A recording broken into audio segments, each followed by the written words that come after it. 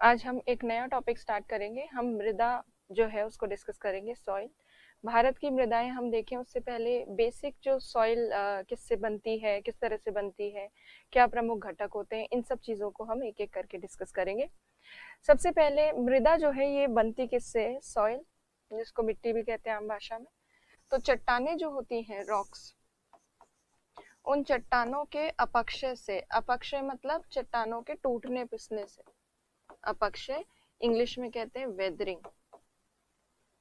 Rocks की weathering की वजह से जो रॉक्स के टुकड़े टूटते हैं, ये टुकड़े जब बहुत ज्यादा बारीक हो जाते हैं तो बारीक होकर और यही जो है टुकड़े ये सॉइल का या मृदा का रूप ले लेते हैं। तो इस तरह से सॉइल के फॉर्मेशन में मुख्य भूमिका जो निभाई जाती है वो निभाई जाती है चट्टानों द्वारा, रॉक्स के थ्रू। अब रॉक्स में जिस तरह से हमने पढ़ा था कि बहुत सारे मिनरल्स होते हैं, खनिज आदि होते हैं, तो जिस तरह से रॉक्स में मिनरल्स होते हैं तो रॉक्स से बनने वाली जो सॉइल है उसमें भी मिनरल्स पाए जाते हैं। तो मृदा में प्राकृतिक रूप से खनिज होते ही हैं। ये मान लीजिए ये मृदा है, यहाँ पर ये बारीक कणों से, चट्टानों के बारीक टुकड़े जो है वही सॉइल है। और ये जो सॉइल बनी है, इन सॉइल्स में जनरली खनिज होते हैं, मिनरल्स होते हैं, क्योंकि रॉक्स में भी मिनरल्स होते हैं, मिनरल्स। खनिजों के साथ साथ जब कहीं पर कोई सॉइल बनती है तो उस सॉइल में आकर एयर सॉइल पार्टिकल्स के बीच बीच में आकर इकट्ठी हो जाती है। मतलब एयर जो है, वायु भी होती है सॉइल पार्टिकल्स के बीच में, मृदा के कणों के बीच में। तो सॉइल में वायु भी पाई जाती है। वायु के अलावा कोई यहाँ पर अगर पेड़ पौधे वगैरह उग रहे हैं, मान लीजिए यहाँ पे कोई पेड़ पौधे हैं इस सॉइल में, तो ये पेड़ पौधों की जब पत्तियां गिरेंगी यहाँ पर इस सॉइल में, मृदा में, तो इन पत्तियों के कारण और कुछ जीव जंतु जो हैं, डेड ऑर्गेनिजम्स, वो जब सॉइल में मिक्स होंगे तो मृदा में जैविक तत्व या जैविक पदार्थ जो है वो भी आकर मिश्रित हो जाएंगे, मिक्स हो जाएंगे। तो सॉइल में जैव पदार्थ भी पाए जाते हैं, या इसको हम कह सकते हैं ऑर्गेनिक मैटर, ऑर्गेनिक मैटर।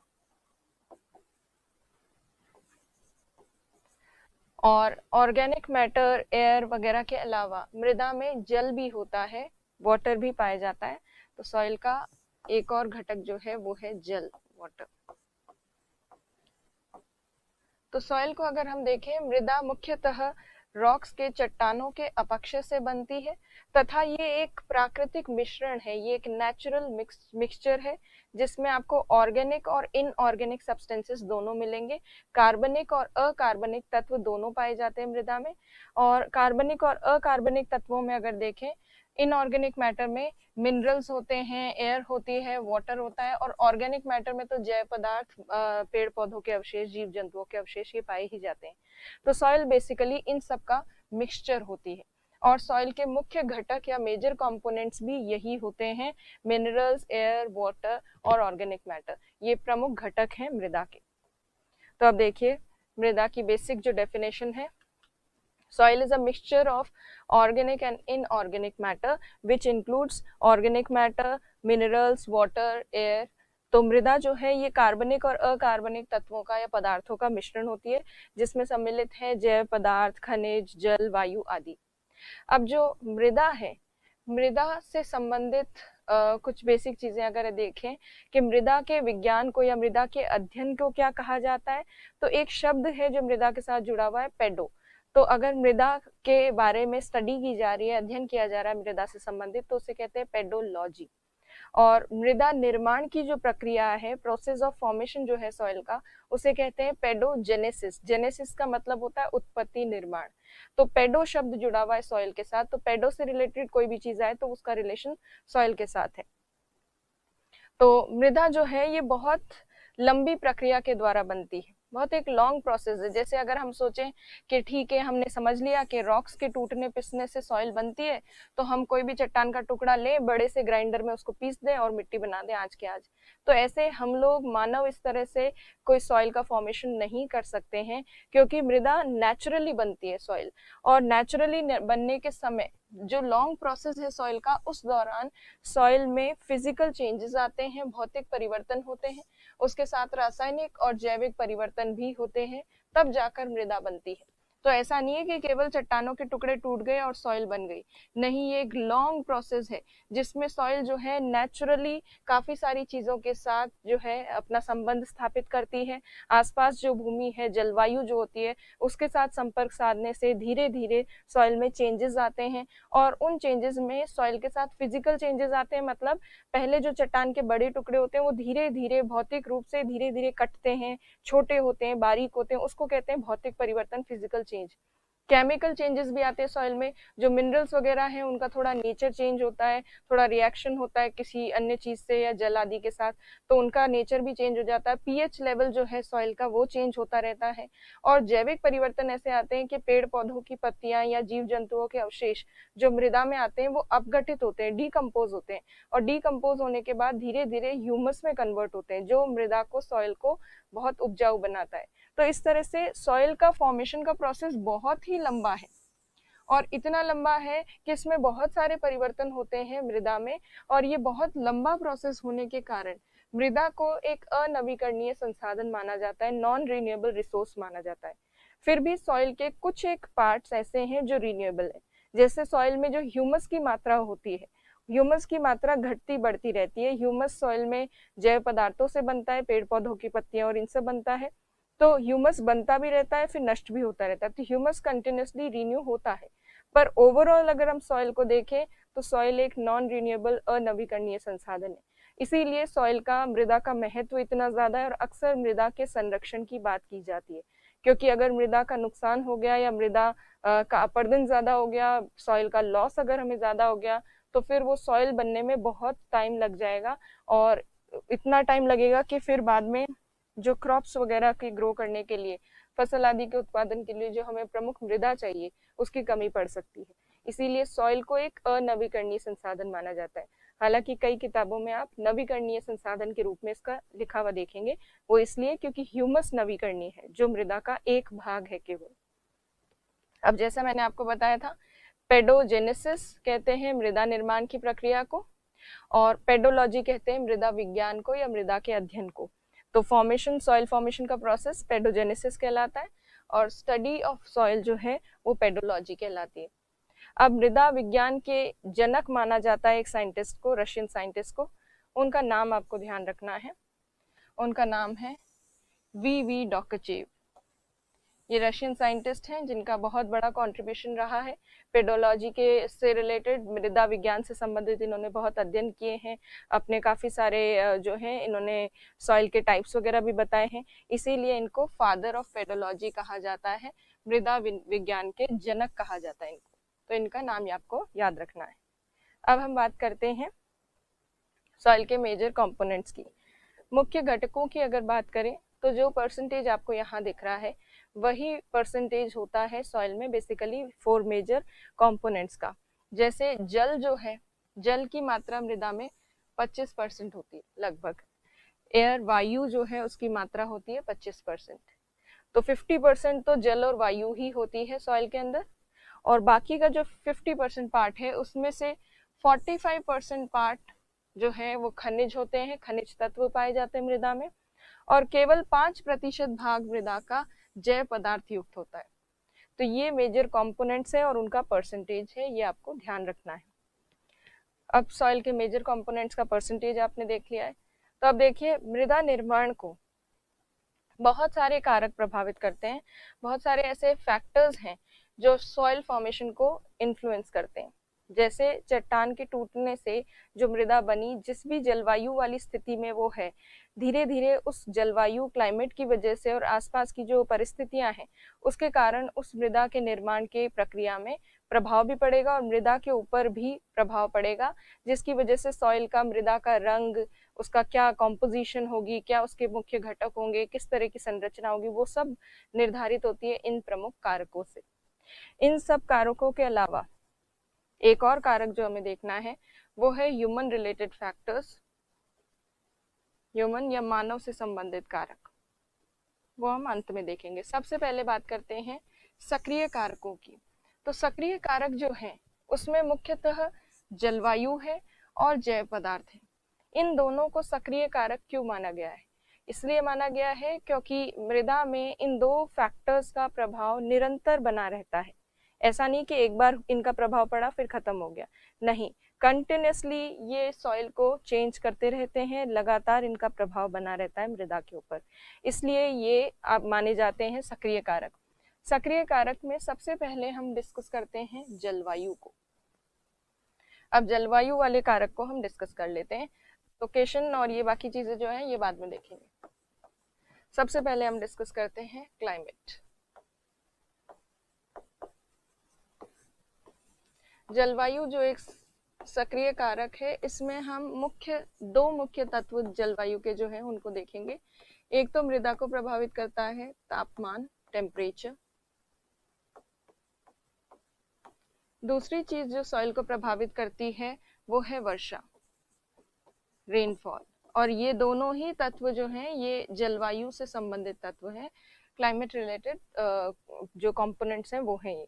सबसे पहले टेम्परेचर की अगर हम बात करें, किसी स्थान का यदि तापमान अधिक होता है तो देखिए टेम्परेचर हाई होने से फर्क पड़ता है जैव पदार्थों की मात्रा के ऊपर या जैव ह्यूमस के ऊपर। स्पेशली कैसे फर्क पड़ता है, तो देखिए सॉइल के अंदर जो डेड प्लांट रिमेन्स होते हैं, डेड ऑर्गेनिक रिमेन्स होते हैं, जैसे कि पेड़ पौधों और जीव जंतुओं के अवशेष, उनके अपघटन या डिकम्पोजिशन का काम करते हैं बैक्टीरिया, जीवाणु जिन्हें कहते हैं। और यदि तापमान अधिक होता है तो जीवाणु या बैक्टीरिया जो होते हैं वो सक्रिय होते हैं, एक्टिव होते हैं। और अगर कहीं पर टेम्परेचर कम होता है तो जीवाणु थोड़े निष्क्रिय हो जाते हैं, उनकी एक्टिवनेस थोड़ी कम हो जाती है, तो बैक्टीरिया इनएक्टिवेट हो जाते हैं जब कोल्ड टेम्परेचर होता है या तापमान थोड़ा कम होता है। जैसे आपने देखा है फ्रिज में जो चीजें रखी जाती है वो ज्यादा लंबे समय तक चलती है, क्योंकि फ्रिज में टेम्परेचर कम होता है और फ्रीजर में रखी गई चीज में जीवाणु जो है उसको कम अपघटित कर पाते हैं या उसको खराब कम कर पाते हैं चीज को, तो इसीलिए जीवाणु कम सक्रिय हो जाते हैं तापमान कम होने पर। और जीवाणु अगर कम सक्रिय होंगे, बैक्टीरिया, तो वो ह्यूमस निर्माण में योगदान नहीं देंगे या कम ह्यूमस निर्माण कर पाएंगे। तो इसीलिए तापमान का सीधे फर्क पड़ता है ह्यूमस के ऊपर। सो जिन क्षेत्रों में तापमान अधिक होता है वहां क्या होता है, बैक्टीरिया या जीवाणु जिनको कहते हैं जीवाणु, वहां जीवाणु सक्रिय हो जाते हैं। तापमान अधिक होने के कारण जीवाणु सक्रिय होते हैं। और जहां जीवाणु सक्रिय होते हैं वो जैव पदार्थों का अपघटन करते हैं, और जैव पदार्थों का अपघटन होने से क्या बनती है, ह्यूमस बनती है।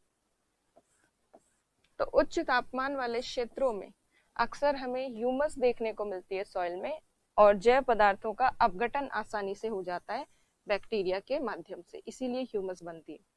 ऐसे क्षेत्र, ऐसे रीजन्स जहाँ पे टेम्परेचर थोड़ा कम होता है, कम तापमान वाले क्षेत्रों में क्या होगा, बैक्टीरिया या जीवाणु थोड़े कम सक्रिय हो जाएंगे।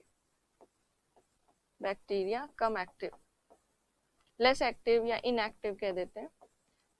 तो अगर बैक्टीरिया लेस एक्टिव हैं या इनएक्टिव हैं, एक तो होता है थोड़ा सा टेम्परेचर कम होना और एक होता है बहुत ज्यादा टेम्परेचर कम होना। अगर ज्यादा टेम्परेचर कम है तो बैक्टीरिया बिल्कुल निष्क्रिय से हो जाएंगे, इनएक्टिव हो जाएंगे, और वो जैव पदार्थों का पूर्ण रूप से अपघटन नहीं कर पाएंगे। ऑर्गेनिक मैटर जो है उसको कंप्लीटली डिकम्पोज नहीं कर पाएंगे, उसको ब्रेक डाउन नहीं कर पाएंगे। और अगर organic matter completely break down नहीं हो, अपघटित ना हो, तो ह्यूमस नहीं बनती है। ह्यूमस की जगह ऐसे क्षेत्रों में अक्सर ह्यूमिक एसिड बन जाता है या ह्यूमिक अम्ल जिसे कहते हैं वो बन जाता है। तो ह्यूमिक एसिड का निर्माण होता है क्योंकि बैक्टीरिया जो है वो थोड़े कम एक्टिव हो जाते हैं, इसलिए ह्यूमिक एसिड।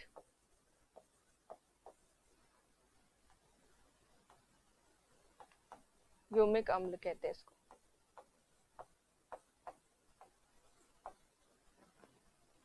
तो कम तापमान वाले क्षेत्रों में ह्यूमस के स्थान पर ह्यूमिक अम्ल देखने को मिलता है। अब वर्षा की अगर बात करें तो ऐसे क्षेत्र जहां पे बहुत ज्यादा वर्षा होती है, रेनफॉल ज्यादा होती है, और कुछ क्षेत्र ऐसे जहां पे वर्षा कम होती है। अधिक वर्षा वाले जो क्षेत्र हैं वहां बहुत ज्यादा पानी आकर मृदा में ठहर जाता है। उसकी वजह से सॉइल की जो ऊपरी परत होती है, जैसे मान लीजिए ये सॉइल है, मृदा है, ये मृदा की ऊपरी परत पे बहुत सारा पानी इकट्ठा हो गया, वर्षा के जल जल जो है वो इकट्ठा हो गया। तो अब वर्षा का जल जो है वो रिसकर नीचे वाली परतों में जाएगा मृदा में। तो जब ये जल रिसकर नीचे वाली परतों में जाएगा तो ये जल अपने साथ जल में घुलनशील जो तत्व हैं उनको नीचे ले जाता है। मतलब वाटर में डिसॉल्व होने वाले जो मटेरियल हैं उनको ये वाटर, रेन वाटर अपने साथ नीचे की तरफ परकोलेट करके ले जाता है। इसीलिए सॉइल में ऊपरी भाग में जो भी ऐसे मटेरियल होते हैं, जो भी ऐसे पदार्थ होते हैं जो पानी में घुल सकते हैं, वो नीचे चले जाते हैं निचली परतों में। और अक्सर पानी के साथ घुलकर चले जाते हैं सिलिका और चूना या लाइम, वो निचली परतों में चले जाते हैं। तो जिन क्षेत्रों में बारिश ज्यादा होती है वहां पानी के साथ नीचे चले जाते हैं, मृदा की निचली परत में चले जाते हैं सिलिका और चूना। और सिलिका और चूना जब ये नीचे जाते हैं तो मृदा की ऊपरी परत में फेरस मतलब आयरन और एल्यूमिनियम के जो ऑक्साइड हैं उनकी मात्रा ज्यादा देखने को मिलती है। तो ऐसी सॉइल जिसमें ऊपरी परत में फेरस और एल्यूमिनियम के ऑक्साइड ज्यादा है और नीचे की तरफ चले गए चूना और लाइम और सिलिका, ऐसी सॉइल को कहते हैं लेटेराइट मृदा। तो और इस प्रक्रिया को कहते हैं निक्षालन मतलब लीचिंग, इसको अपवहन भी कहा जाता है। तो ऐसे अधिक वर्षा वाले जो क्षेत्र हैं वहां अक्सर लेटेराइट मृदा जो है वो बनती है या पाई जाती है, लेटेराइट। तो अधिक वर्षा वाले क्षेत्रों में लेटेराइट सॉइल जैसी सॉइल पाई जाती है। उसके अलावा लेटेराइट सॉइल जो है कि उसमें क्योंकि चूना और लाइम और सिलिका वगैरह नीचे चले जाते हैं, इसलिए इस मृदा की उत्पादकता, प्रोडक्टिविटी भी थोड़ी कम हो जाती है। तो बहुत ज्यादा वर्षा वाले जो क्षेत्र हैं वहां मृदा की उत्पादकता कम हो जाती है क्योंकि निक्षालन की प्रक्रिया होती है, अपवहन की प्रक्रिया होती है या लीचिंग का प्रोसेस होता है उसकी वजह से। जहां पर कम बारिश होती है, ऐसे कम बारिश वाले क्षेत्रों में क्या होता है, मृदा शुष्क होती है, सॉइल जो है बिल्कुल ड्राई होती है। तो शुष्क कम वर्षा वाले क्षेत्रों में अक्सर एरिड सॉइल पाई जाती है, शुष्क मृदा। और शुष्क मृदा में खास बात यह है कि क्योंकि पानी की कमी है इसीलिए ऐसी मृदा में चूना जो होता है वो वहां के वहीं रहता है। पानी नहीं है या कम मात्रा में है इसलिए चूना कहीं नहीं जाता, मृदा में चूने की मात्रा अधिक होती है। कैल्शियम के पिंड भी पाए जाते हैं, कैल्शियम के लंप भी पाए जाते हैं क्योंकि शुष्कता है इसलिए कैल्शियम और चूना वगैरह सब मृदा में देखने को मिलता है। तो ऐसी जो शुष्क क्षेत्रों की सॉइल होती है उसमें कैल्शियम के पिंड, चूने की मात्रा ये सब ज्यादा देखने को मिलती है। और कई बार ज्यादा शुष्कता होने की वजह से अगर वाष्पीकरण, इवेपोरेशन भी बहुत ज्यादा होता है तो कभी कभी ये जो शुष्क क्षेत्रों की मृदा है, एरिड रीजन्स की सॉइल, ये लवणीय भी हो जाती है, सलाइन भी हो जाती है। तो ये शुष्क क्षेत्रों की मृदा की खास बात है कि इनमें चूना ज्यादा मिलता है, कैल्शियम के पिंड ज्यादा मिलते हैं, कैल्शियम के लम्प्स वगैरह मिलते हैं। उसके साथ साथ सॉइल जो होती है उसमें 3 बेसिक जो न्यूट्रिएंट्स है वो पाए जाते हैं, नाइट्रोजन, फास्फोरस और पोटैश, जिसको हम कहते हैं NPK। तो सॉइल में N, P और K इनका एक आइडियल रेशियो होना चाहिए ताकि सॉइल की गुणवत्ता बनी रहे, और वो आइडियल रेशियो होता है 4, 2 और 1। ये 4 to 1 का रेशियो अनुकूल होता है सॉइल के लिए। तो आमतौर पर भारत की जितनी भी मृदाएं हैं उनमें फास्फोरस की मात्रा कम है क्योंकि फास्फोरस जो है मृदा को चट्टानों से प्राप्त होता है, रॉक्स वगैरह से प्राप्त होता है, और फास्फोरस जो है इजीली पानी के साथ बहकर चला जाता है। तो इसीलिए इंडिया की जितनी भी सॉइल्स हैं उनमें अक्सर फास्फोरस की मात्रा कम पाई जाती है। पर शुष्क मृदा जो है जिसमें पानी की कमी है उसमें फास्फोरस की मात्रा भी अधिक पाई जाती है, फास्फोरस। फास्फोरस भी अधिक पाया जाता है शुष्क मृदा में। तो देखिए क्लाइमेट जो है, जलवायु, वो मृदा में कौन सा तत्व रहेगा और कौन सा तत्व चला जाएगा वो सब भी निर्धारित कर रहा है। तो कुल मिला के जलवायु का ये प्रभाव होता है। तापमान के कारण ह्यूमस या ह्यूमस की जो मात्रा है वो निर्धारित होती है, जबकि वर्षा की वजह से कौन से तत्व रहेंगे मृदा में और कौन से चले जाएंगे ये निर्धारित होता है। प्लस ऐसे क्षेत्र जहां पर तापमान और वर्षा दोनों ही ज्यादा हो, ऐसे रीजन्स जहां पर टेम्परेचर भी ज्यादा है, जहां रेनफॉल भी ज्यादा है, ये दोनों ही जो कंपोनेंट्स है वो ज्यादा है, ऐसे क्षेत्रों में क्या होता है, तो अधिक तापमान और अधिक वर्षा वाले क्षेत्रों में ह्यूमस की स्थिति को अगर हम देखें तो तापमान तो बैक्टीरिया को एक्टिवेट करता ही है, पर वर्षा के कारण भी या नमी की वजह से भी बैक्टीरिया एक्टिव हो जाता है। तो ऐसे क्षेत्र जहाँ पे तापमान उच्च है प्लस रेनफॉल, वर्षा भी ज्यादा है, नमी भी ज्यादा है, वहां पर बैक्टीरिया सुपर एक्टिव हो जाते हैं, बहुत अत्यधिक सक्रिय हो जाते हैं जीवाणु, सुपर एक्टिव। और जहां पर बहुत ज्यादा एक्टिव हो जाते हैं, सक्रिय हो जाते हैं अत्यधिक जीवाणु, तो वो ह्यूमस का निर्माण तो करते हैं, अपघटन करते हैं, डिकम्पोजिशन करते हैं ऑर्गेनिक मैटर का, ह्यूमस बनाते हैं, पर ह्यूमस बनने के बाद भी वो रुकते नहीं है, वो डिकम्पोजिशन कंटिन्यू रखते हैं। और उस ह्यूमस के बनने के बाद भी जब वो अपघटन करते रहते हैं तो ह्यूमस बनकर और फिर नष्ट भी हो जाती है। तो ऐसे क्षेत्र जहाँ पे वर्षा और तापमान दोनों ज्यादा है, वहां जीवाणु के अत्यधिक सक्रिय होने के कारण ह्यूमस बनती तो है, पर ह्यूमस बनकर और फिर नष्ट भी हो जाती। तो ह्यूमस अंतिम रिजल्ट क्या होता है, एंड में ह्यूमस बचती ही नहीं है, तो ह्यूमस होती नहीं है। तो ऐसे क्षेत्र जहाँ तापमान वर्षा ज्यादा है, वहाँ ह्यूमस बनने के बावजूद भी बचती नहीं है, रहती नहीं है। तो इसीलिए ये चीज भी आपको ध्यान रखनी है।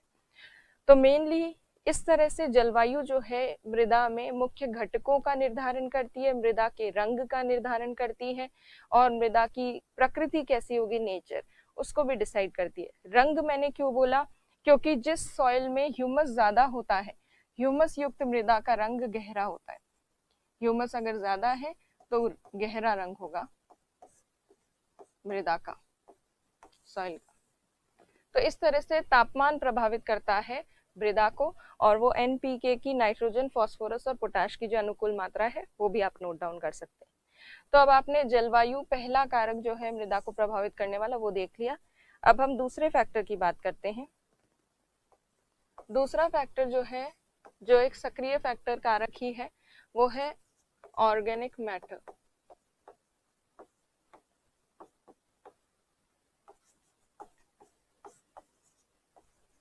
जिसको हम जैव पदार्थ भी कहते हैं।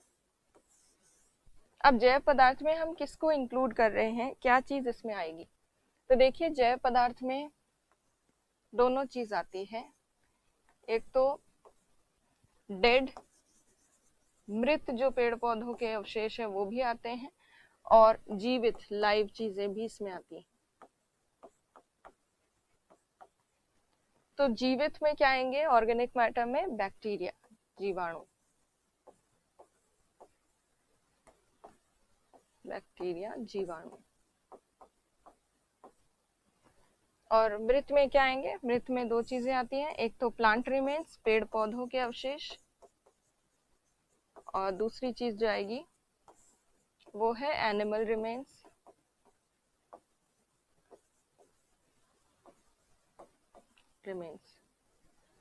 तो देखिए, मृत जो पेड़ पौधों के और जीव जंतुओं के अवशेष होते हैं, ये जब सॉइल में आकर रुकते हैं या सॉइल में इनका एकत्रण होता है, उसके बाद सॉइल में इकट्ठे होने के बाद फिर बैक्टीरिया का काम चालू हो जाता है।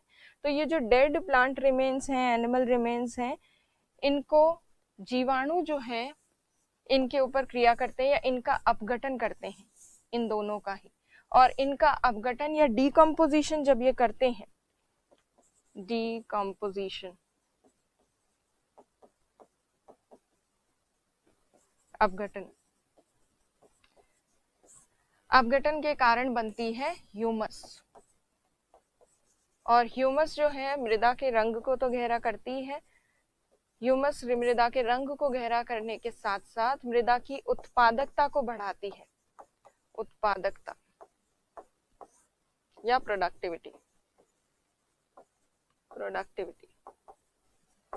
तो जैव पदार्थों में ये चीजें सम्मिलित है। जिस मृदा में जैव पदार्थ की मात्रा ज्यादा होती है वो अक्सर ज्यादा उपजाऊ मानी जाती है, क्योंकि उसमें ह्यूमस का निर्माण होता है।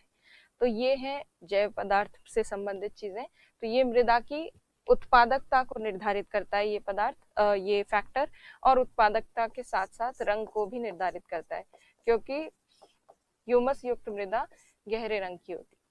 तो ये हो गया दूसरा कारक। अब जो असक्रिय कारक है वो देख लेते हैं। तो देखिए, सक्रिय कारक में, एक्टिव फैक्टर्स में हमने क्लाइमेट देख लिया, हमने ऑर्गेनिक मैटर देख लिया। अब हम बात करेंगे पेरेंट मटेरियल की, जनक सामग्री, पेरेंट रॉक्स या पेरेंट मटेरियल। पेरेंट्स कौन होते हैं रॉक्स सॉइल के? तो सॉइल बनती है रॉक्स से, चट्टानों से। तो मृदा के जनक भी कौन हुए? चट्टानें हुई। चट्टानों में जिस तरह के खनिज होंगे, जिस तरह के मिनरल्स होंगे, वही खनिज तो उनमें पाए जाएंगे, सॉइल में पाए जाएंगे, मृदा में। तो मान लीजिए एक ऐसी रॉक से सॉइल बन रही है जिस रॉक में फेरस की मात्रा ज्यादा है, आयरन की मात्रा ज्यादा है, तो इस तरह की रॉक से बनने वाली जो सॉइल होगी उसमें भी क्या होगा? फेरस की मात्रा ज्यादा पाई जाएगी। नेचुरल सी बात है, स्वाभाविक सी बात है। जो चट्टान में खनिज होते हैं, जिस तरह के खनिज होते हैं, वैसे ही मृदा में पाए जाते हैं। तो जनक सामग्री जो है पहला सबसे प्राथमिक कारक है जो मृदा के घटक को या कंपोनेंट्स को निर्धारित करता है। कंपोनेंट्स नहीं, कंपोजिशन को, संरचना को निर्धारित करता है। और कौन से खनिज मृदा में ज्यादा होंगे ये निर्धारित होता है जनक चट्टान से या जनक सामग्री से। अब जैसे उदाहरण के तौर पर हम अगर देखें, एग्जाम्पल, क्रिस्टलाइज्ड जो रॉक्स होती हैं या फिर क्रिस्टलीकृत जो चट्टानें होती हैं, क्रिस्टलीकृत चट्टानों में अक्सर फेरस, एल्यूमिनियम वगैरह ज्यादा होते हैं। तो इसीलिए क्रिस्टलीकृत चट्टानों से बनने वाली जो सॉइल होती है, मृदा, उसमें भी फेरस की मात्रा या लौह तत्व ज्यादा पाए जाते हैं। उदाहरण के तौर पर क्रिस्टलीकृत चट्टानों से बनती है एक मृदा जिसका नाम है लाल पीली मृदा, रेड येलो सॉइल। और ये जो लाल पीली मृदा है, लाल पीली मृदा, लाल पीली मृदा में क्योंकि क्रिस्टलीकृत चट्टानों से बन रही है इसलिए लाल पीली मृदा में आयरन की मात्रा, फेरस की मात्रा ज्यादा होती है। और आयरन ज्यादा होता है इसीलिए इस मृदा का रंग कैसा हो जाता है? लाल हो जाता है। तो जनक सामग्री मृदा में खनिजों की मात्रा या खनिजों का कौन से खनिज ज्यादा होंगे ये निर्धारित करती है। प्लस जिस तरह के खनिज होते हैं, मिनरल्स होते हैं किसी भी सॉइल में, उससे उस सॉइल का कलर डिसाइड होता है। तो अगर हम देखें तो जनक सामग्री संरचना, रंग, इन सारी चीजों को प्रभावित करने वाला एक प्राथमिक कारक है, एक मेजर फैक्टर है। जैसे उदाहरण के तौर पर क्रिस्टलीकृत चट्टानों से बनी लाल पीली मृदा लाल रंग की होती है क्योंकि उसमें फेरस या आयरन कंटेंट ज्यादा होता है। अब हम बात करते हैं दूसरे कारक की, टाइम, समय। समय की अगर बात करें तो मृदा को जितना लंबा समय लगता है या जितना लंबा टाइम मिलता है मृदा को निर्माण में, उतनी ही ज्यादा सॉइल या मृदा जो है वो परिपक्व होती है, मैच्योर होती है।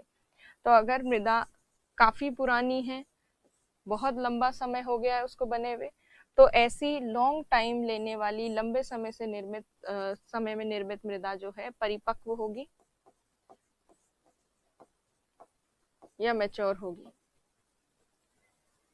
अब मैच्योर सॉइल किसको कहते हैं? मैच्योर सॉइल कहा जाता है ऐसी सॉइल को जिसमें मृदा में जो मुख्य घटक हैं वो सारे घटक होते हैं, सारे कंपोनेंट्स होते हैं, मिनरल्स, ऑर्गेनिक मैटर वगैरह सबकी मात्रा होती है।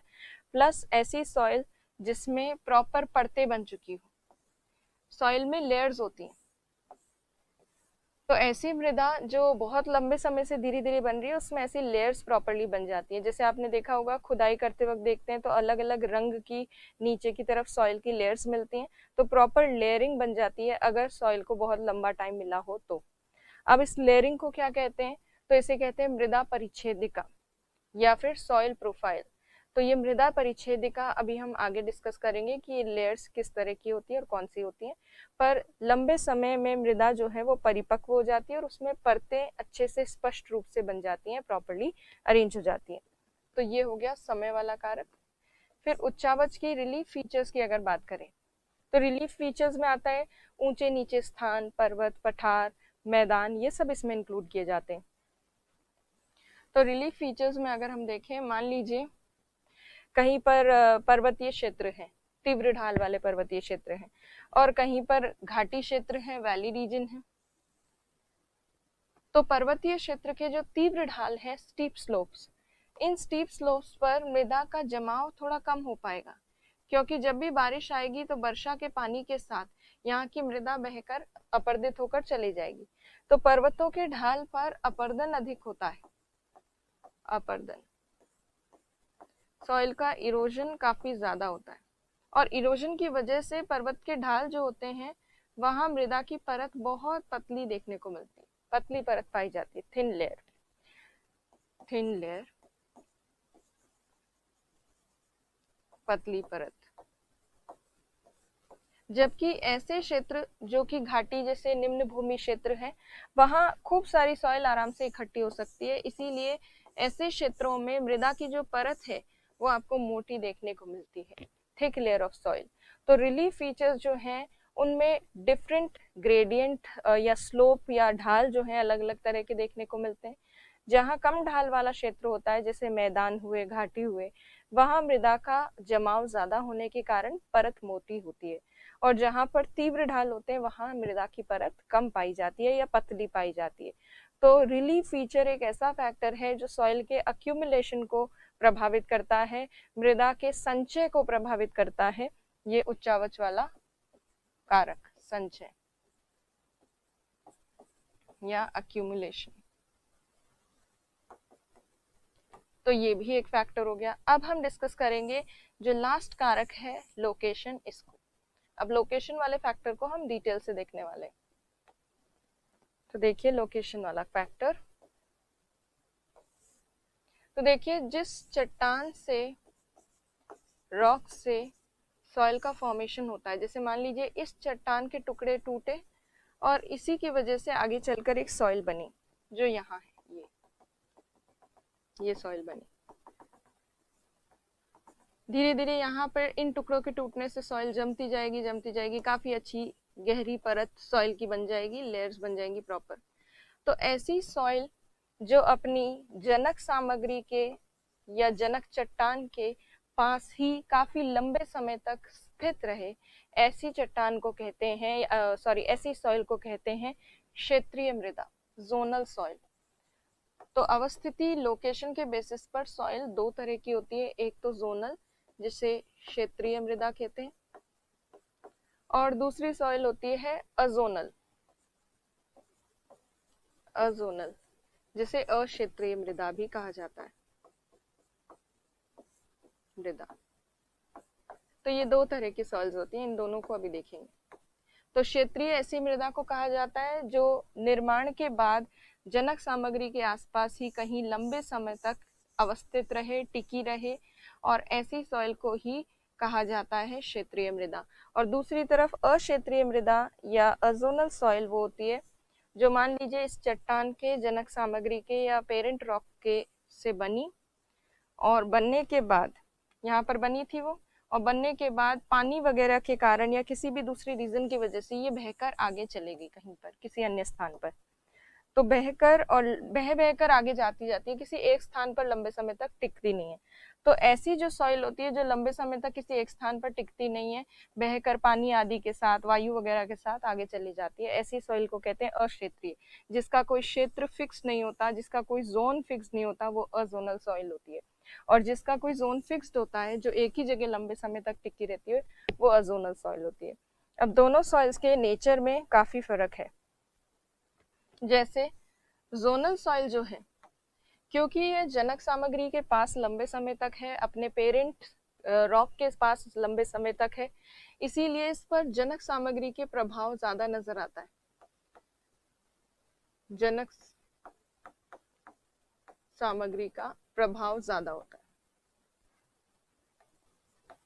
मतलब पेरेंट जो मटेरियल है उसका इफेक्ट हमें ज्यादा देखने को मिलता है, पेरेंट मटेरियल का इफेक्ट ज्यादा है।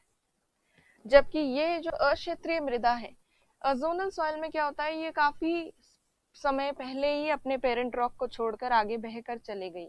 रास्ते में बहुत सारे दूसरे तत्व इसमें मिक्स हो जाते हैं, दूसरे एलिमेंट्स इस सॉइल में मिक्स हो जाते हैं रास्ते में, क्योंकि काफी लंबा रास्ता ये तय करती है। तो ऐसी जो रॉक्स होती हैं उनमें पेरेंट मटेरियल का प्रभाव कम नजर आता है। तो जरूरी नहीं है कि ऐसी चट्टानों में बिल्कुल एग्जैक्टली वही मिनरल्स हों जो पेरेंट रॉक्स में थे, क्योंकि बीच बीच में काफी सारी दूसरी चीजें भी इनमें मिक्स होती जाती है।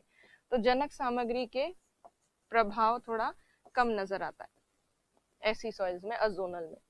फिर ये जो जोनल सॉइल है, ये लंबे समय तक एक ही स्थान पर टिकी रही, इसका मतलब इसका अपर्दन कम हुआ है, क्योंकि ये बहकर किसी के साथ आगे तो गई नहीं, एक स्थान से दूसरे स्थान तक जाना ही क्या होता है, अपर्दन होता है, इरोजन। तो इसका इरोजन कम हुआ होता है। इरोजन कम, लेस।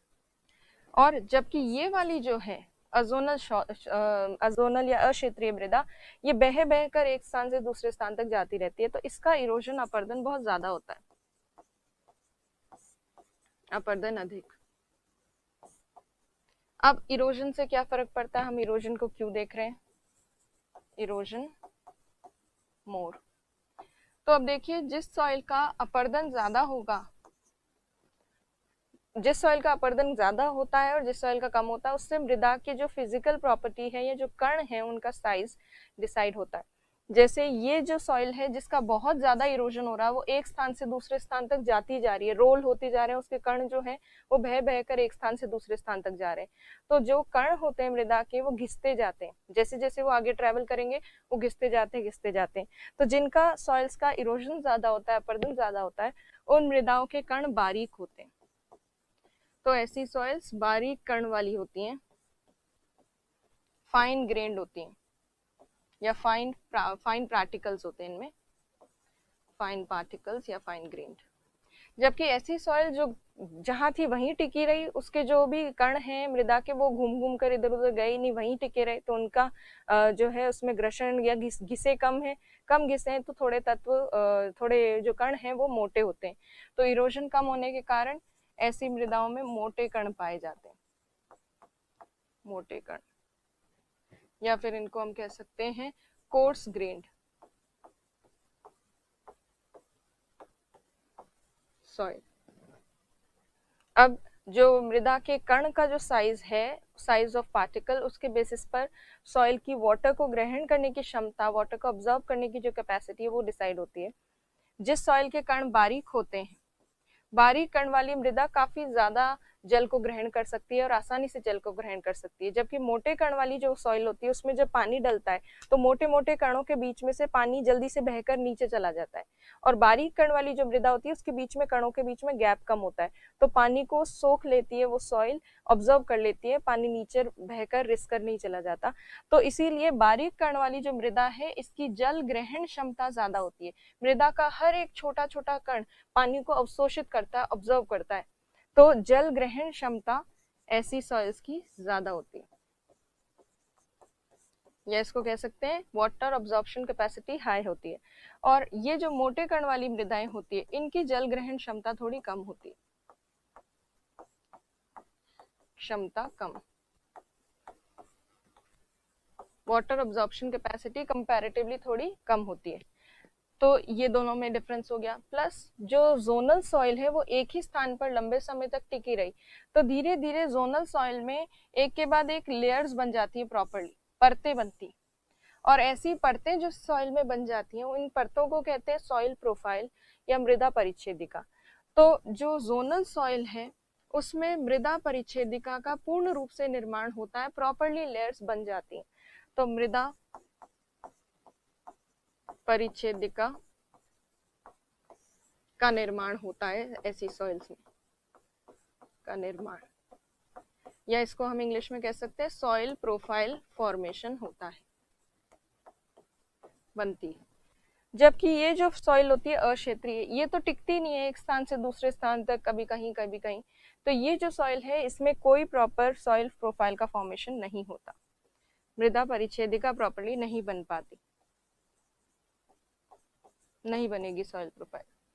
फिर ये जिस सॉइल में सॉइल प्रोफाइल बन जाती है, मृदा परिच्छेदिका बन जाती है, प्रॉपर परतें बन जाती है, ऐसे सॉइल को अक्सर मैच्योर सॉइल माना जाता है। तो ये जो जोनल सॉइल है ये मैच्योर या परिपक्व मृदा मानी जाती है, जबकि अजोनल सॉइल जो है वो परिपक्व मृदा नहीं मानी जाती है, वो इमैच्योर सॉइल मानी जाती है, जिसका प्रॉपर विकास नहीं हुआ है। तो ये जोनल और अजोनल सॉइल्स में डिफरेंस है। तो किसी भी मृदा की अवस्थिति, लोकेशन जो है वो डिसाइड करती है कि सॉइल में कण किस साइज के होंगे, सॉइल की जल ग्रहण क्षमता, वाटर अब्जॉर्प्शन कैपेसिटी कैसी होगी, तो ये सब डिसाइड होता है लोकेशन के बेसिस पर। तो देखिए ये एक सबसे बड़ा फैक्टर है, काफी बड़ा फैक्टर है जो सॉइल को प्रभावित कर रहा है। तो ये आपको समझ में आ गया होगा। अब जिस सॉइल प्रोफाइल का बार बार यहाँ पर नाम आ रहा है, इस सॉइल प्रोफाइल को अब हम देखने वाले हैं कि सॉइल प्रोफाइल किस तरह से बनती है, कौन कौन सी लेयर्स होती है इसमें। अच्छा, सॉइल प्रोफाइल देखें उससे पहले देखिए सारे कारक हमने देख लिए हैं, जलवायु आदि। एक लास्ट कारक हम और देख लेते हैं जो है मानव, ह्यूमन रिलेटेड फैक्टर या एंथ्रोपोजेनिक फैक्टर। तो देखिए मानव से संबंधित कारक, वैसे प्राकृतिक रूप से जो सॉइल बन रही है उसमें उसका कोई खास रोल नहीं है, पर जब सॉइल बन जाती है उसके बाद मानव जो प्रभाव डालता है सॉइल के ऊपर, मानव का मोस्टली नेगेटिव इफेक्ट ही होता है, नकारात्मक प्रभाव ही पड़ता है ज्यादातर सॉइल के ऊपर। मानव क्या करते हैं, केमिकल फर्टिलाइजर्स का यूज करते हैं, रासायनिक जो उर्वरक हैं उनका उपयोग करते हैं। उसकी वजह से जो सॉइल में एनपीके का आइडियल रेशियो होना चाहिए 4:1, ये 4:1 का जो अनुपात होना चाहिए नाइट्रोजन, फास्फोरस और पोटैश का, ये अनुपात बिगड़ जाता है, क्योंकि नाइट्रोजन कभी ज्यादा डाल देते हैं, कभी कोई फास्फोरस ज्यादा डाल देते हैं, तो पूरा रेशो बिगड़ा हुआ रहता है। तो मानव जो रासायनिक उर्वरकों का उपयोग करते हैं उससे मृदा की गुणवत्ता में कमी आती है और क्वालिटी जो सॉइल की है वो कम हो जाती है। प्लस सॉइल का संबंध पेड़ पौधों से भी है, वनों से भी है। जब मानव जो है वनों का वन उन्मूलन करते हैं, वनों को काटते हैं, तो उसकी वजह से मृदा अपरदन बढ़ जाता है, सॉइल इरोजन बढ़ जाता है। और उसके अलावा अतिचारण, किसी एक पर्टिकुलर क्षेत्र में बहुत ज्यादा अगर पशुओं को चराया जा रहा है, तो पशुओं के, एक तो पशु जो चरते हैं उस समय जो घासवादी को खींचते हैं उसकी वजह से सॉइल लूज हो जाती है। प्लस पशु जिस भी स्थान के ऊपर मिट्टी पे चलते हैं उनके खुर की वजह से भी मिट्टी लूज हो जाती है, फिर मृदा का अपरदन आसानी से हो जाता है। तो मानव गतिविधियों में वन उन्मूलन, अत्यधिक चराई, रासायनिक उर्वरकों का उपयोग, ये सारे जो कारक हैं ये मृदा को कहीं ना कहीं गुणवत्ता को कम कर रहे हैं और सॉइल के इरोजन को, अपरदन को भी बढ़ा रहे हैं। तो नेगेटिव इम्पैक्ट ही है ह्यूमन एक्टिविटीज का मोस्टली। अब देखिए ये हमने फैक्टर्स कर लिया, अब हम सॉइल प्रोफाइल देखेंगे। ये है सॉइल प्रोफाइल। सॉइल प्रोफाइल को क्या कहा जाता है हिंदी में, मृदा परिच्छेदिका,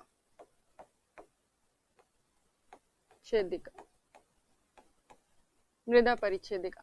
तो देखिए मृदा परिच्छेदिका में ये लेयर्स होती हैं सॉइल में, ऊपर से नीचे तक जो है। सबसे पहली लेयर है ओ, उसके बाद है ए, उसके बाद लेयर है बी, फिर है सी, और फिर है ये रॉक्स तो आई जाती हैं। तो सबसे निचली परत जो है उसमें चट्टानें पाई जाती है, प्रॉपर जो रॉक्स हैं वो होती हैं।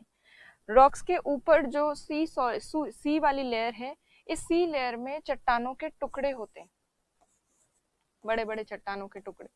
फिर इसके ठीक ऊपर वाली जो बी लेयर होती है, इसमें जो सॉइल होती है उसको कहते हैं उपमृदा, सब सॉइल कह सकते हैं। और इस बी वाली लेयर में क्या होती है, मृदा के मोटे कण भी होते हैं, प्लस कहीं कहीं पर आपको छोटे मोटे चट्टानों के टुकड़े भी मिलेंगे, बट ये सब सॉइल होती है उपमृदा। उपमृदा इसलिए क्योंकि इसमें जैव पदार्थ वगैरह इतने ज्यादा नहीं होते, ऊपर वाली सॉइल में ऑर्गेनिक मैटर, जैव पदार्थ वगैरह ज्यादा होते हैं। फिर ये ए सॉइल जो है ये सतह के पास ही होती है, इससे प्रॉपर मृदा कहा जा सकता है। और इस ए वाली लेयर में ऊपर वाली जो सबसे ऊपर वाली लेयर है उसको ओ इसलिए कहा गया है क्योंकि वो ऑर्गेनिक लेयर है।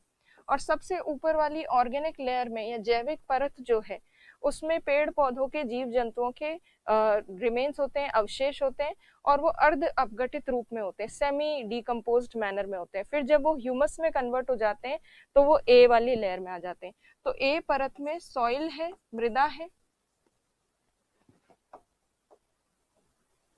ए जो लेयर है इसमें सॉइल है, मृदा प्लस ह्यूमस है।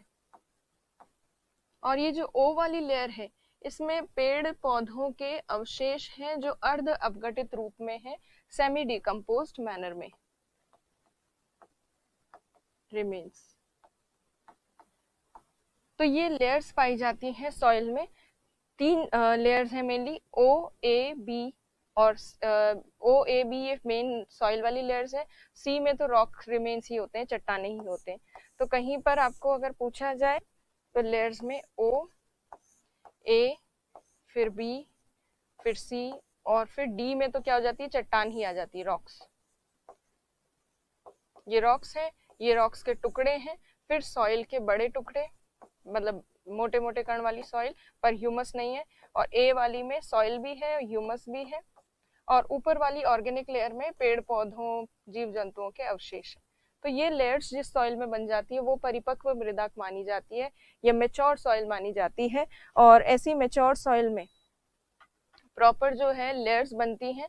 और इन लेयर्स में जैसा मैंने आपको स्टार्टिंग में अभी बताया कि निक्षालन की जो प्रक्रिया होती है, जिसमें लीचिंग का जो प्रोसेस होता है, जिसमें ऊपरी परत से तत्व नीचे चले जाते हैं। तो जब भी ऊपरी परत से नीचे जाते हैं तत्व, तो ए वाली लेयर से बी वाली लेयर में चले जाते हैं। जैसे अभी लेटराइट सॉइल हमने डिस्कस किया था उसमें। तो अभी उन प्रोसेस का नाम क्या है वो डिस्कस करते हैं। नीचे जाने की जो क्रिया है उसको क्या कहते हैं, और नीचे जाकर जो बी में जम जाते हैं तत्व या एलिमेंट्स, उसको क्या कहा जाता है वो अभी देखते हैं। पर सॉइल प्रोफाइल इस तरह की लेयर्स को कहा जाता है। अब देखिए, सॉइल का जो निर्माण की प्रक्रिया होती है मृदा की, उस निर्माण की प्रक्रिया में 4 प्रमुख प्रक्रियाएं इसमें सम्मिलित है। 4 मेजर प्रोसेसेस है। सबसे पहला जो प्रोसेस है वो है सॉइल एनरिचमेंट, मृदा संवर्धन। दूसरा लॉस, सॉइल लॉस, मृदा क्षति। फिर है ट्रांसलोकेशन, पदार्थों का विस्थापन और ट्रांसफॉर्मेशन। तो देखिए, सॉइल एनरिचमेंट में क्या होता है, मृदा संवर्धन में, इसमें मृदा में कुछ तत्व आकर एड ऑन होते हैं। मतलब सॉइल जब लंबे समय तक बन रही होती है तो उसमें कई सारी चीजें आकर जुड़ती हैं, ऐड होती हैं, उसमें सम्मिलित होती हैं।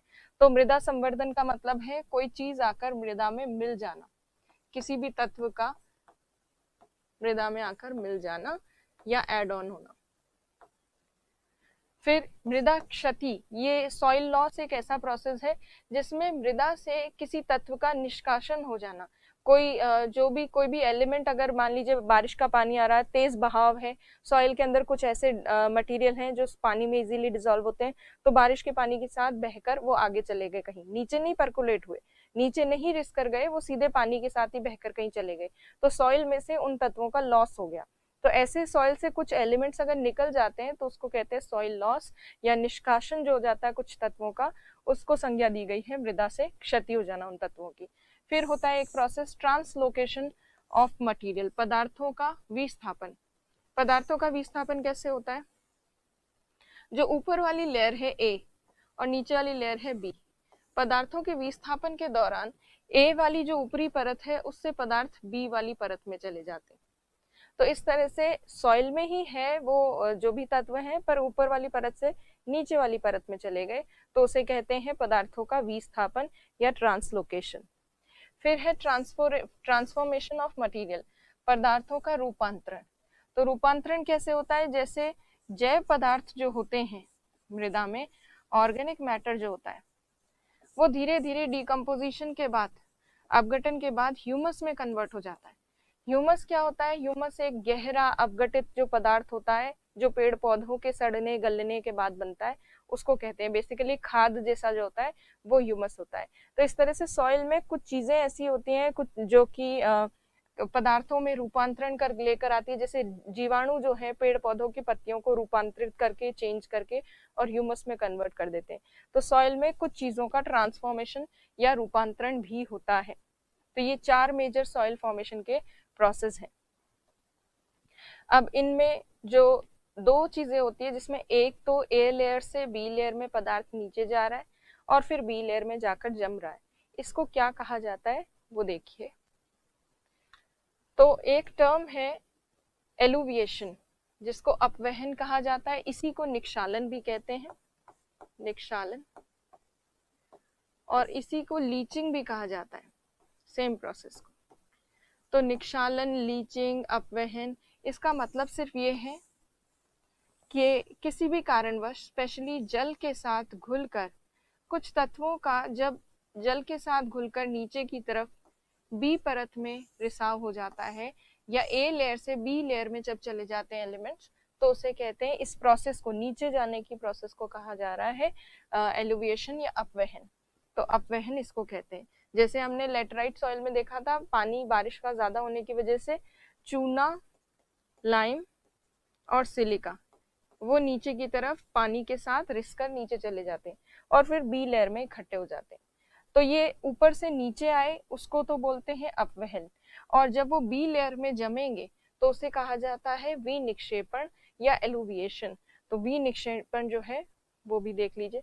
तो विनिक्षेपण जो है, इलुविएशन जिसको कहते हैं, इलुविएशन, उसमें निचली परत में पदार्थ एकत्रित हो जाते हैं, मतलब बी लेयर में जो चूना और सिलिका ऊपर से आया था वो बी लेयर में आकर जम गया। तो ये दूसरा प्रोसेस जो है वो क्या कहलाता है, इल्यूविएशन या विनिक्षेपण। तो ये दो प्रक्रियाएं हैं जो आपको थोड़ा सा जानकारी होनी चाहिए, इसलिए मैंने यहाँ बताया आपको। अब बात करते हैं, कई जगह आप सॉइल प्रोफाइल जो देखोगे, मृदा परिच्छेदिका जो देखोगे, उसमें ओ ए बी सी लेयर्स के साथ साथ आपको ई लेयर भी बताई जाती है। तो वो ई लेयर और कुछ नहीं है, वो ए लेयर का ही भाग है। ए वाली परत में से जब रिस कर नीचे चले जाते हैं कुछ पदार्थ, तो उस रिस कर नीचे जाने की प्रक्रिया को क्या कहते हैं, अपवहन। तो अपवहन वाली जो परत है, ऐसी ए लेयर जो है जिसमें से पदार्थ नीचे गए हैं, वहीं पे तो अपवहन हुआ है। तो अपवहन वाली परत को ए वाली लेयर में अलग से भी बताया जाता है। तो कहीं पर अगर आपको ओ ए बी सी लेयर्स के अलावा ई लेयर भी दिखे, तो उसका मतलब है इलुविएटेड हॉराइजन है, वो इलुविएटेड लेयर है या अपवहन वाली परत है। ए का वो भाग जहां से रिसकर पदार्थ नीचे जा रहे हैं।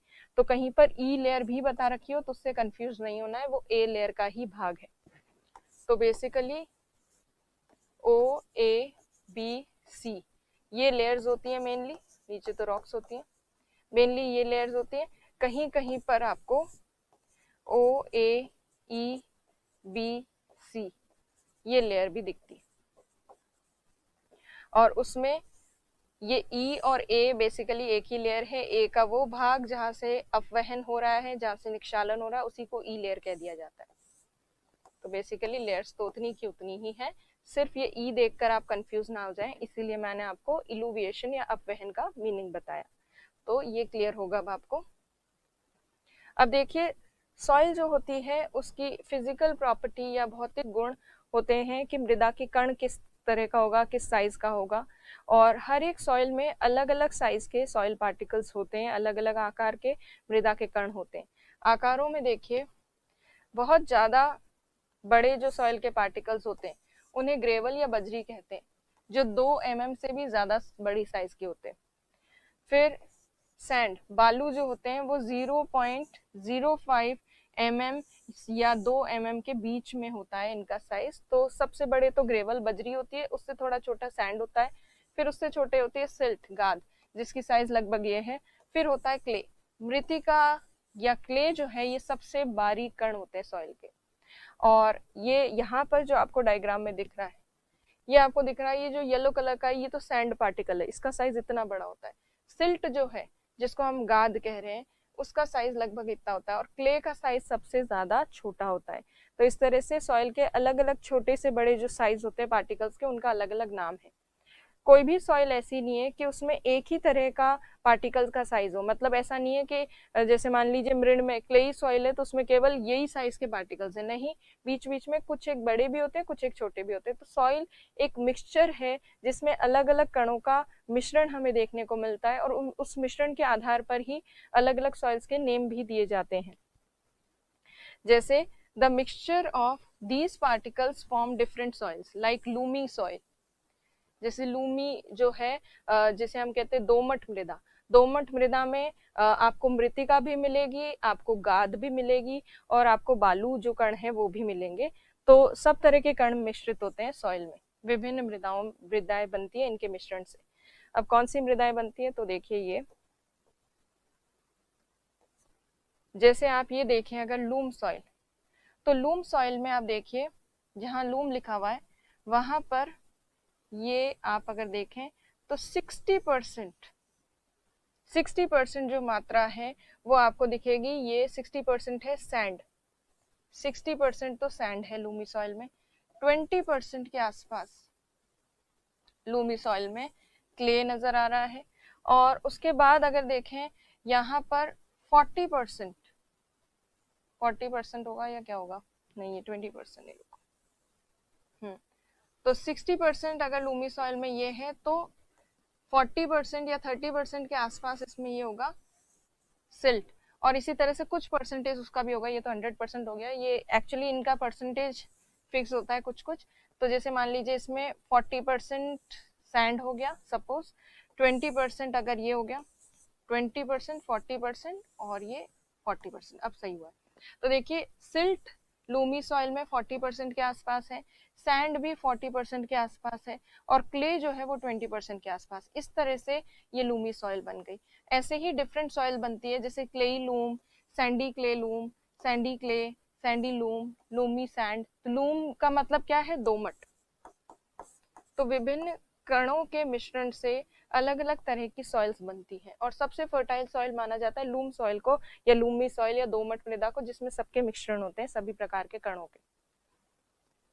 अब सॉइल के पीएच की अगर बात करें, पीएच लेवल जो है वो बताता है कि सॉइल एसिडिक है या बेसिक नेचर की है, किस तरह की सॉइल है। तो सॉइल में अच्छी सॉइल माना जाता है जिसका पीएच होता है 6.5 से 7.5 के आसपास, वो गुड सॉइल होती है। अगर पीएच काफी कम होता है तो बहुत ज्यादा कम पीएच होने पर तो उत्पादकता मृदा की बहुत कम हो जाती है, ऊसर हो जाती है, अनुत्पादक, इनफर्टाइल हो जाती है सॉइल। और अगर पीएच ठीक ठाक है 4.5 से 6.5 के बीच में, तो वो एसिडिक नेचर की होती है, अम्लीय प्रकृति की। और जिस सॉइल में आयरन, एल्यूमिनियम ये सब ज्यादा होता है वो थोड़ा एसिडिक नेचर की होती है। फिर 7.5 से या 8.5 के आसपास अगर होता है तो वो सॉइल होती है लवणीय। लवणीय सलाइन सॉइल जो है वो, उसमें भी अगर और ज्यादा पीएच लेवल हाई दिखे तो उसको अल्कलाइन या बेसिक सॉइल कहा जाता है। तो क्षारीय मृदा जो है ये उपजाऊ इतनी ज्यादा नहीं होती है। तो इस तरह से मृदा का बेस्ट पीएच लेवल क्या होता है? 6.5 से 7.5 के आसपास, मतलब 7 के आसपास वाला पीएच सॉइल में होना चाहिए। अब जो प्रमुख सॉइल के अंदर जो मेजर एनपीके पाए जाते हैं, नाइट्रोजन, फास्फोरस, पोटाश, उसके अलावा और जो प्रमुख खनिज होते हैं सॉइल में, जो सॉइल की प्रोडक्टिविटी के लिए इंपॉर्टेंट है, वो कौन कौन से हैं और उनका पीएच लेवल कहाँ पर कितना है वो देखिए। तो देखिए सॉइल जो है उसके लिए आवश्यक जितने भी प्रमुख खनिज हैं वो आपको दिखेंगे 6.5 से 7.5 पीएच के आसपास। जैसे नाइट्रोजन की अधिक मात्रा आपको कहाँ दिख रही है? 6.5 से 7.5 के आसपास। पोटेशियम की अधिक मात्रा वो भी इसी रेंज में है। फास्फोरस की अधिक मात्रा वो भी इसी रेंज में है। मैग्नीशियम भी मिल रहा है इसी रेंज में, सल्फर भी मिल रहा है, और इस रेंज में कैल्शियम थोड़ा कम है। और कैल्शियम जिस सॉइल में ज्यादा होता है वो किस नेचर की हो जाती है? थोड़ा बेसिक नेचर की होती है, क्षारीय प्रकृति की होती जाती है, क्योंकि पीएच बढ़ता जाता है। और ऐसी सॉइल जिनमें एल्यूमिनियम, आयरन, मैग्नीशियम, जिंक ये सब ज्यादा होता है, ऐसी सॉइल्स क्या होती हैं? थोड़ा एसिडिक नेचर की होती है। और कॉपर वगैरह भी ज्यादा होता है 6.5 से 7.5 के आसपास वाली सॉइल में, पर कॉपर और बोरॉन भी एसिडिक नेचर के हैं, थोड़ा सा एसिडिक नेचर को बढ़ाते हैं सॉइल के।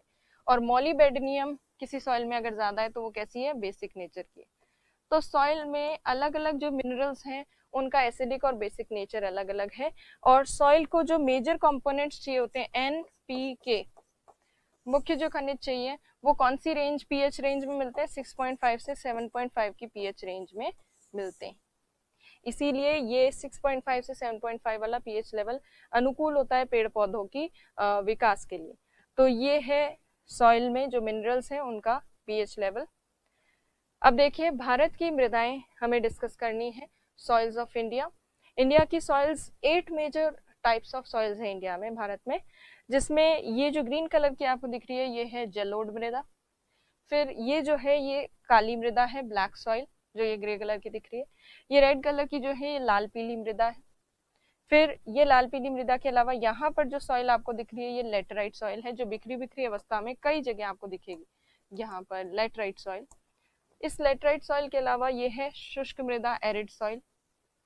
एरिड सॉइल के अलावा ये पर्वतीय मृदा।